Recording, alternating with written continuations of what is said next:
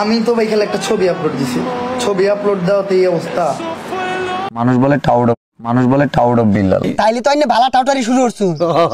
উমর নামের একটা ছেলে কন্টেন্ট ক্রিয়েটর, বই বিক্রি করলাম 10,000 টাকায়। প্রেরণার আরেক নাম।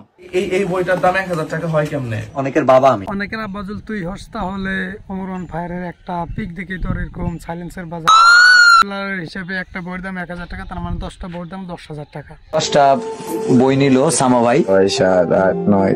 যখন ওনাকে বলা হলো এই কটা বইয়ের দাম এত টাকা, তখন ও মেসি রোনালদোর সাথে তুলনা করলো। মেসি, নেইমার, CR7 এর দোকান দিলে, এলাগর দিলে 500 টাকার ডিআর বলটা 5 লাখ টাকা দিয়ে কেনার লোক আছে। আমি নিজেই একজন ফ্যান। ওই জায়গা থেকে এটা value of time, value of কি দুনিয়ায় বসবাস করলাম রে ভাই। ভ্যালু আর সেলের জন্য এখন মাত্র 4 লাইনের বই 1000 টাকায় কিনতে। একটা বই, একটা পাতার মধ্যে লাইন আছে 4টা। এই যে এই বইটার দাম 1000 টাকা হয় কেমন? আমি জুয়েল ভাইয়ের কথা বাদই দিলাম, তাহলে কি সারাদিন ঘুরে বেড়ানো এটাকেও ওর জন্য ভিউজ লাগবে? এই বুমে আমি যদি ছুঁই 1 মিলিয়ন ভিউ করে, এই ভিডিওটা 1 বিলিয়ন। আমি এসব বাদ দিলাম।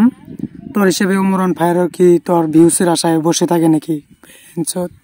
উমর নামের একটা ছেলে কন্টেন্ট ক্রিয়েটর, থরস বিলাল অনেকের আব্বা কন্টেন্ট ক্রিয়েশন।